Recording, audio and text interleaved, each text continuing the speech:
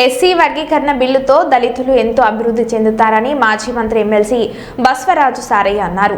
వరంగల్ నగరంలోని కాశబుగ్గ జంక్షన్లో BC reservation బిల్లుతో పాటు ఎస్సీ రిజర్వేషన్ బిల్లు అసెంబ్లీలో ఆమోదం పొందడాన్ని హర్షిస్తూ రాష్ట్ర ముఖ్యమంత్రి రేవంత్ రెడ్డి చిత్రపటానికి పాలాభిషేకం నిర్వహించి బాణాసంచ పేల్చి సంబరాలు నిర్వహించారు. దేశంలో ఎక్కడ లేని విధంగా తెలంగాణ ముఖ్యమంత్రి రేవంత్ రెడ్డి చారిత్రాత్మకమైన బిల్లును ప్రవేశపెట్టి ఆమోదింపజేశారని, ఎప్పటి నుంచో ఉన్న బీసీల కళ నెరవేరిందని, అదేవిధంగా ఎస్సీ వర్గీకరణ బిల్లు ఆమోదం పొందడంతో దళితులకు సముచిత న్యాయం దక్కుతుందని సారయ్య అన్నారు.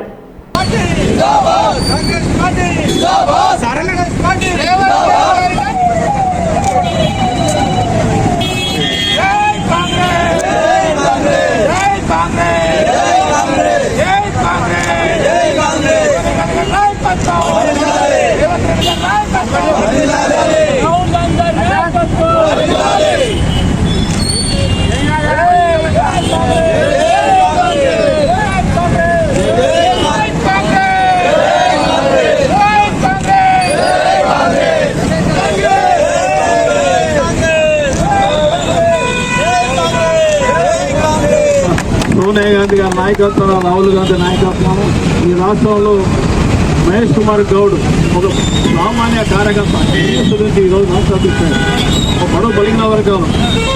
అది ఈనర్ పార్టీలో ఎవరికి సాధ్యం కాకపోయి టీఆర్ఎస్ అంటే మన కుటుంబ సంబంధించిన బీజేపీ కూడా ఉన్నత వర్గాలే. ఒక కాంగ్రెస్ అంటేనే అన్ని వర్గాలు సంక్షేమ స్థానం కల్పించే పార్టీ కాంగ్రెస్ పార్టీ. నిర్వహణ నేనే ఉండే కలుగుతున్నాను. సామాన్య కార్యకర్తలు రాష్ట్ర శాసనసభకు ఎప్పుడైనా కాంగ్రెస్ పార్టీ ఇచ్చాను. ఎస్సీ బీసీ మైనార్టీలందరూ కూడా 4 లక్షల రూపాయలు కూడా రాజు యువజన పథకం కింద కూడా ఆన్లైన్లో చేయడం జరిగింది. మరి కాంగ్రెస్ పార్టీ కార్యకర్తలు, నాయకులందరూ కాంగ్రెస్ పార్టీ పట్ల విశ్వాసం, మన అధికారం ప్రభుత్వం లేనప్పుడు కష్టపడ్డ కర్తవ్యులందరూ కూడా మన జిల్లా కాంగ్రెస్ అధ్యక్షుల వారికి కూడా విజ్ఞప్తి చేసిన, దయచేసి మీరందరూ సర్కులర్ వచ్చిన పాంప్లెట్ చేయాలని అధ్యక్షులు చేస్తుంది.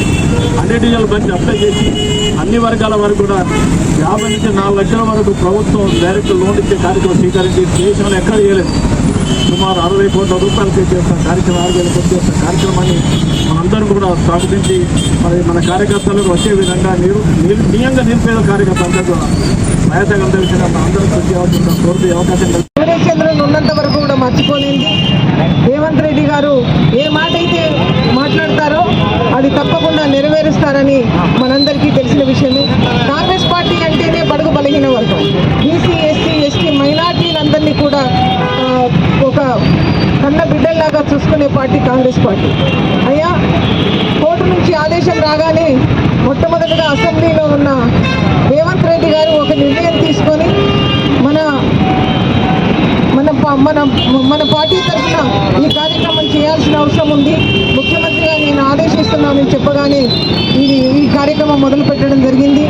నిన్న జరిగిన ఈ కార్యక్రమం అంతా కూడా చూసిన తర్వాత నిజంగా కూడా వారు ఎంత చిత్తశుద్ధితో దీన్ని చేశారో, ఈ కార్యక్రమం చేయడం వల్ల ఈ రాష్ట్రానికి ఎంత పేరు వచ్చిందో మనం చెప్పక తప్పదు. బీసీలంతా కూడా ఎస్సీలో అంత చాలా సంతోషంగా ఉన్నారు.